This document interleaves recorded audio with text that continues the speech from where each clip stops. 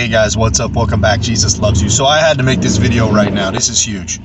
The two calendars are converging, right? IR 1617 is going to line up exactly with NISSAN 1617 on the Sun and Aries calendar, right? So we've been looking at this. So the Jews using their calendar on their IR 1617 will be May 3rd through 5th. Or 4th through 5th, somewhere in there, right? 3rd through 5th. And also, if it's true that the Jews are 30 days behind, and it's actually Nissan, the days line up exactly the same. Nissan 1617 is on the same exact days.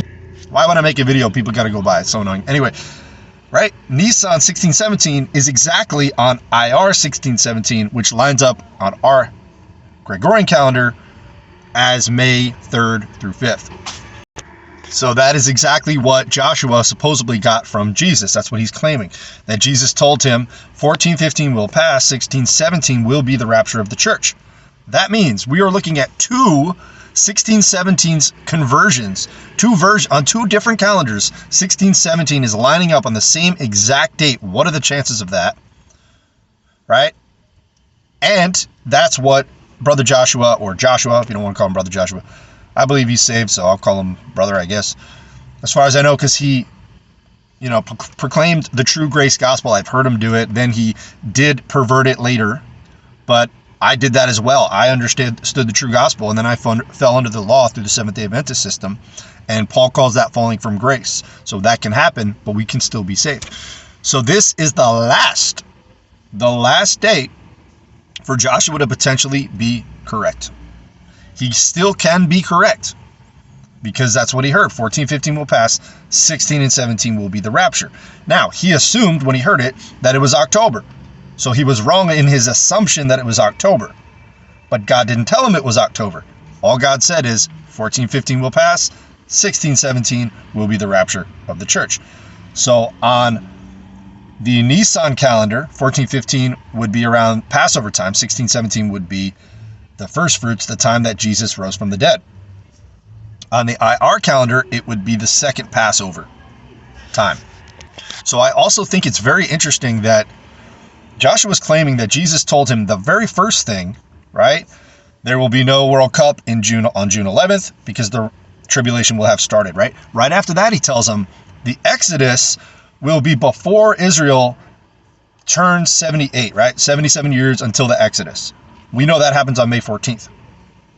It's interesting that God tells him that first, then tells him September 23rd, 24th, right? A lot of us are focusing on the September 23rd and 24th. Oh, that passed, therefore it's wrong. But if you look at the bigger picture, God, if this is true, that Jesus was talking to Joshua, which I'm still open to, he first brought his attention. Essentially, he brought him backwards, right? He first tells him, hey, this event ain't going to happen. That's the first thing. Then the second thing, he brought his attention to May 14th. Israel will be 77 still when the rapture happens, when the Exodus happens. So he's bringing him forward, which I'm not making a huge point here, but it's just coming to mind now. If you read the Bible and the way God works with prophets in the past, he often does this. He'll show them into the future and then bring them back a little bit. And so sometimes even Isaiah, Ezekiel, it's difficult to understand and follow because God will throw them into the future, show them the end, right? And then bring them back and show them what will happen before that. So that's just a thought I had. So this is the last time frame. And it's interesting that God potentially showed him that first, right? In other words, God, in this model, God would have known obviously that September 23rd and 24th would have passed. But he didn't first say that. He first said, hey, look at May 14th. Israel will not be 78 before the rapture happens. So if this is true, this is still in play. Then he brings them backwards and he says, September 23rd and 24th, I will come to take my church. We thought it was the rapture. Obviously, you would think that, right? Is it possible that, as Joshua's claiming now, there's this delay? That God wanted to warn the people, warn the world, wake them up, which it seems has happened with his message. And that he would delay his coming, which the Bible talks about, and that 6 months later, around the time of IR 1617 or NISSAN 1617, whichever, pick pick your calendar, that would be the actual rapture of the church, which would happen right before, very soon before May 14th, before Israel turns 78. Wild. So from what I see, the prophecy is still in play. Joshua, as far as I see, nothing has not happened that he said would happen. Yes, he got the interpretations wrong. That could be human failure. It's still in play. Yes, it is true that after May 14th, the prophecy is no longer in play. Joshua has not heard from God, and he has admitted that himself on the Sent Twins interview recently. So from what I see, we're still in play here, right? I just saw a video from a guy, it was posted 10 months ago. He supposedly saw God when he was around 14. He had this vision where God spoke to him and said, in your lifetime, you will be raptured. You will see the rapture of the church. Then afterwards, many years after, decades after, he asked God again, hey, when are you coming? It's been a long time, right? He told him, when you are 66, you'll be raptured. Well, guess what? The guy turned 66 this May. And actually, I'm not sure. It could be that he turned 67 this May, or that he's turning 66 this May on the 20th. I'm not exactly sure. But either way, the idea is we're looking at May. We're looking at this year. He supposedly heard from God. I can't verify that, but it's pretty interesting, and it's lining up around the same exact time. And it was posted 10 months ago, and it's coming into my feed now. I just saw it. And I think they reposted it, the channel, because of this, most likely this reason that we're all seeing this. And also, guys, feeling it. Are you not feeling something in the spirit right now? I'm feeling both, right? I'm feeling like something huge is about to happen. And I believe it's the rapture of the church and then the start of the tribulation. I do not believe there will be a World Cup in June 11th. I don't believe that will happen. I believe the rapture will happen before then. If that all happens, man, I'm going to have to rethink all this. Absolutely. I admit that. But as of now, it's still in play. We're still in play with this Joshua thing. You know, as much as people might not like that and not agree, and that's okay, you don't have to agree. But would you agree that there could potentially be a rapture this May 3rd through 5th, starting the tribulation and Jacob's trouble at some point, especially with everything going on with Iran and Trump, which I'm about to talk about, which is huge, right? So with Trump, he just canceled, this weekend just canceled the peace deals that were supposed to, the peace talks that were supposed to be going on. He was going to send Jared Kushner, who for me is my number one candidate for the Antichrist. I don't know who the Antichrist is. It could be MBS. That's what Joshua supposedly said Jesus told him, right? It could be Mohammed bin Salman, I don't know what he is in Saudi Arabia, the prince or whatever. It could be him. I don't know. It doesn't make sense to me, but I'm not really concerned who the Antichrist is, right? But Trump is sending, in my view, with Jared Kushner potentially being a candidate, it's interesting that he's sending him to do the peace deal. And that's part of the reason I think Jared Kushner is number one candidate, because he's the peace deal guy, right? So he just canceled Jared's peace, talk that was supposed to happen on the 17-hour trip in Pakistan between Iran and the U.S., right? Because Iran said, we're not talking to you, U.S. We don't trust you. We're not going to the table with you. Trump found out. He said, we're not going to waste the 17-hour trip. He made a bunch of excuses. Well, yeah, I'm cost efficient. I want to save money. Oh, yeah, sure you do. So anyway, I don't believe anything he says. So no, he's saving face, because now we're in a situation where Iran's basically giving us the middle finger. Like, we're not dealing with you. We're doing our thing. You do what you got to do. And so Trump, tried to save face and say, hey, we got all the cards. That's his favorite thing to say. Just kind of ridiculous, because we don't have any cards. We got all the cards, they got none. They can call me if they want. Okay. So what's going to happen here, right? And many political channels and people are saying the same thing. There's only two options here. Trump either tacos, right? Trump always chickens out. He pulls out, and we don't get the enriched uranium, the last bit of that, right? We don't get what we went there for. The Strait of Hormuz is still closed. Iran runs it now. So we're pretty much in a worse situation than we were before. So what are the chances that Trump is going to pull out and just say, you know what, count our losses, let's take all the ships home. We got like 5 to 10 huge ships heading to Iran right now. A bunch more troops. Why is he putting all these troops and all these ships and all these helicopters, whatever, all this military personnel heading straight to this one spot?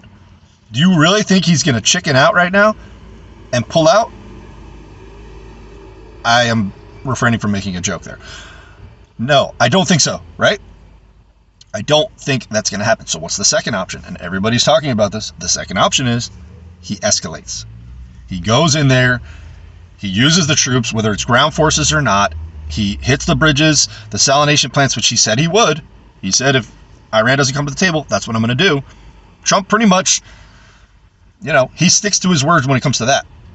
So it seems to me that escalation is going to happen, potentially this weekend, potentially Monday if it doesn't happen this weekend. Brother Chris is talking about that. They've been getting some visions, some dreams, some information from God. They've been talking, and it's all pointing to this Monday, which he believes is the time that, man, this is a lot of information. Thank you, Lord. Please speak through me. Help me remember all this. Right? That Noah gets into the ark, leading to 7 days that we're in the ark, and then potentially the rapture happening, as Chris is pointing out, that's on the same day as IYAR 1617, Nissan 1617. However, Brother Chris he's not even mentioning that. So that's another connection potentially leading to looking at that day, May 3rd through 5th. Absolutely wild. I believe that's going to happen. I believe this is going to escalate. Trump's going to escalate it potentially soon, potentially this weekend or Monday. Right? Chris has been talking about a major 9/11 type event on Monday happening. So, right? He canceled his people from going there and talking about peace. Why would he do that? Unless he's ready to not go with the peace idea and go with war, right? I believe that's going to happen. Now, Philip Barnett supposedly said that he saw a nuke going off, that we saw that before the church was raptured and that the rapture happened soon after that. Could that be on the table right now? Well, absolutely. Everybody is talking about that, not Christians, not rapture fanatics like me, right?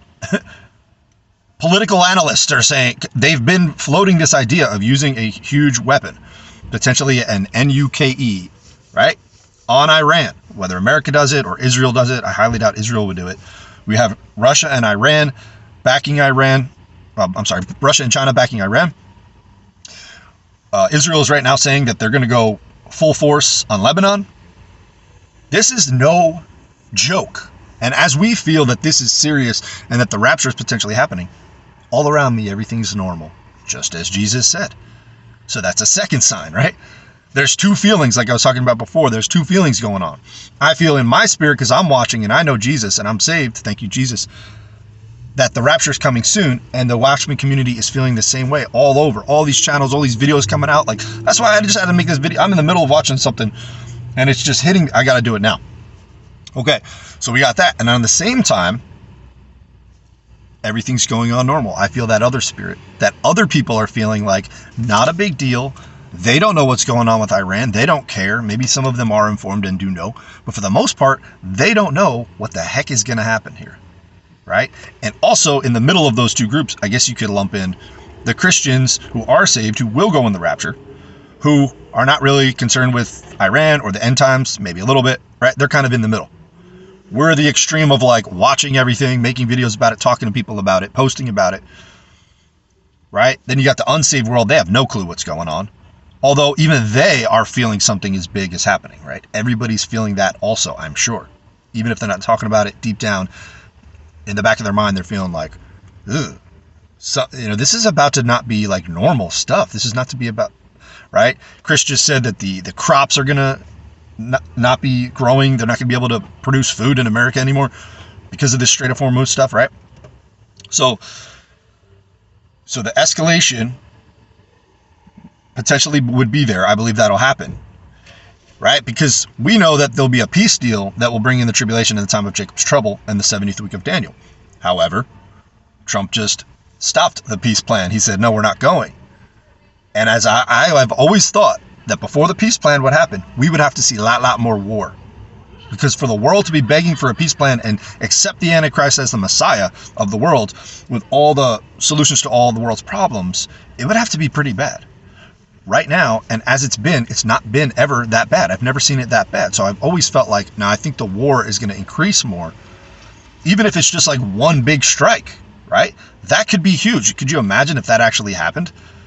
That one of those was released in Iran and there was some blowback because Iran is obviously going to go back, then the world is going to be begging for peace. Now, there might be something in America that I believe would be a false flag.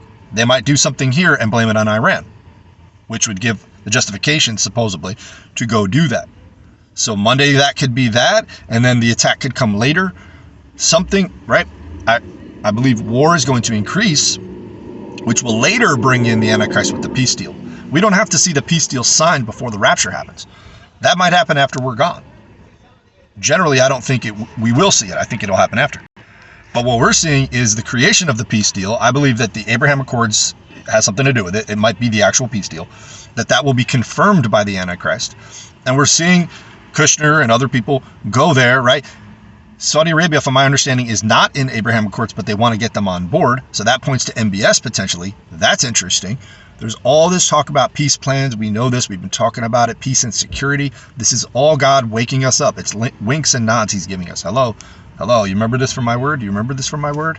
And many people are asleep, including the Messianic Jewish community, right? Because they're just focused on, oh, wow, Israel is getting good things from Trump. Look at how they're protected, all this stuff. And I'm in their congregations and they're saying peace and security. They're literally saying there's peace and security because of Donald Trump. He's chosen by God. All that stuff. The same thing that the charismatics are saying, which is going to bring in the great deception. All the false lying signs and wonders is going to be brought in, right? And people are going to buy it. God is going to send a great delusion upon the world because they love not the truth.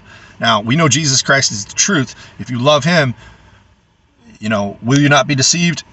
I hope not in the tribulation, right? If you're saved now, you go in the rapture. All you have to do is believe that Jesus died for your sins and that he rose from the grave. That's it. If you believe that in your heart, you should confess it with your mouth at some point, whether it's through a prayer. You don't have to, but yeah, do it. Same thing as you don't have to get baptized, but do it. Why not? Baptism is kind of secondary. I would say believe is the first thing. That is the absolute necessary thing to be saved and to go in the rapture. Profess it with your mouth, right? After you're saved, be ready to tell people that, right? If you tell somebody in church or a friend, or you do a prayer and you say out to God in your mind, whatever, you're saved, right? I don't believe you have to profess with your mouth to be saved. You have to believe in your heart. That's it. But the profession of the mouth usually comes together. Baptism, secondary thing, man. We don't have much time. I wouldn't even worry about baptism at this point. I mean, seriously. Just believe in Jesus and go to heaven. There's no time to find a good church to get baptized. That could take you years to find a church that you actually agree with and dunk you in the water. Now, there might be a situation where you have believer friends who want to dunk you. That's what happened to me. I didn't get baptized through no church. I can't find a church that makes any sense or talks from the Bible. I mean, I almost got baptized in the Seventh-day Adventist church. Thank God I didn't. From my understanding, they put your name on the roll and give it to Rome, to the Pope. Anyway, that's a whole other thing. So I have friends who baptize me in their bathtub. They have that for that specific reason. They have a ministry, and I got baptized many years ago after I got saved. The main thing is to believe in your heart, right? That Jesus died. He lived a perfect life. He was the Son of God, and he rose from the grave. You believe those things, you're saved, and you're going to the rapture, from my understanding. So all these signs and all these things politically going on are all pointing to a rapture, right? Did God speak to Joshua? I think it's still possible. I'm still open to it. I'm more concerned with the information that he's giving. Did God speak to that guy who told him that he'll be 66 when he's raptured? Maybe. It's possible. I can't say for sure one way or the other. But the information that they're giving is lining up with reality. That's the thing that I can't ignore, right? I'm not big into signs and visions and prophets at all. You guys know that. But when what they're saying lines up with what I'm seeing, everything is lining up. Shoot. And I don't put God in a box. I don't think that he couldn't have spoken to Joshua, right? Because those days passed. Well, the days passed, but what happened on those days? Did something happen? And I understand that people say, well, that's like a cop-out. And I was a Seventh-day Adventist. I believed in Ellen White as the prophet, and they do that stuff all the time. Well, we thought Jesus was coming in 1844 because of the prophecy of Daniel that they believed. They believed he would come and cleanse the world. Well, it's the verse that talks about the cleansing of the temple, and they interpreted the temple as the world. So they say, we got the date right, but we got the event wrong. And that's essentially what Joshua is saying. So one part of me says, that's false prophet material. As soon as you do that, right? That's what the Jehovah's Witnesses said. That's what every false prophet says. No, I got the date right. I'm not wrong. But the event we got wrong, it was my misinterpretation. So, like I said, I've been through the ringer with this stuff. But Joshua's information that he supposedly got, it's still in play. So I'm watching this until May 14th, until June. After that, yeah, I'm done. There's no prophets, right? If this guy turns 67, then God didn't speak to him. There are deceiving spirits. We can't trust every spirit. We have to test them. So I just want to hop in here and do that, guys. I mean, there's a lot more I can say, of course, but we're watching every day. This is like final inning stuff here, right? And a thought I had about high watch days. I'm probably going to make a short about this, but high watch days are like, it's an analogy I thought of, which is not perfect, but it's interesting, and I think it lines up for me. So I want to share it with you guys, right? Your favorite team, your favorite sports team, basketball, football, baseball, whatever it is, hockey. You love this team, but they never win, right? But still, you show up to the games every single time or whenever you can, and you expect, hopefully, that they will win, and you know in your heart they will win. That's like us with Rapture on high watch days. We know the Rapture is going to happen. You know your team's going to win. You have that hope. You're hoping is something unseen.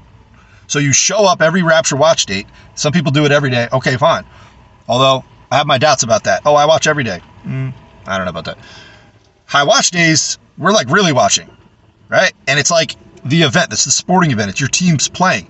Jesus might come this day. So like we're excited. We're expectantly hoping. It doesn't happen.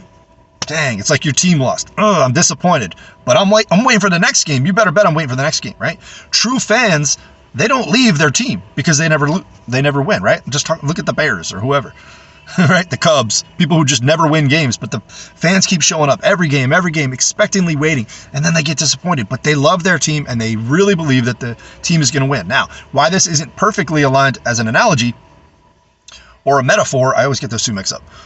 So we know for a fact that Jesus is going to come. These teams may never win, so that's not exactly perfect, right? But we know for a fact we have Jesus' word that he's going to come for us. So in that way, we're not like the sports fan. We know for a fact. They don't know for a fact. They may never win. Chances are they probably will win at some point, right? But we know for a fact. But at the same time, it's pretty similar because we're still in faith. We know as for a fact because we believe it. We believe something unseen.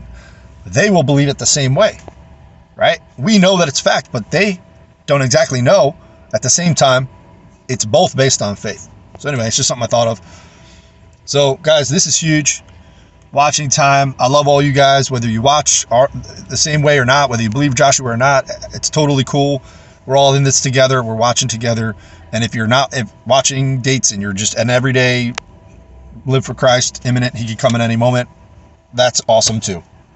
The point is we're one body, we're one family, right? The bride of Christ, that's us. We're the bride of Christ, guys. Jesus is about to come get his bride. We don't know if it's midnight, if it's, the watchman hour, whatever it is. Jesus talks about this, but be ready, be ready, be ready. We're supposed to be ready for the past 2,000 years. Christians have been anxiously awaiting the return of their Lord. I believe we're going to see it in our lifetime. I believe it's going to happen this year. I believe it potentially would happen before June. That's what I believe. If not, we'll talk about it. We'll look at it. Absolutely. But guys, we've never seen anything like this. It's exciting. It's so exciting. So I just encourage you to live your life in this excitement, waiting for Christ, spreading the gospel, doing that however you do, using your gifts, being loving to people. We know what Jesus wants of us. We do our best, and we're saved by grace through faith. If you believe in Jesus, that he died for your sins and rose from the grave, if you believe that gospel message, you're saved. So keep coming back, guys. I love you. Let me know what you think in the comments. Let's go, King Jesus. Let's get out of here. Love y'all. Jesus, let's go.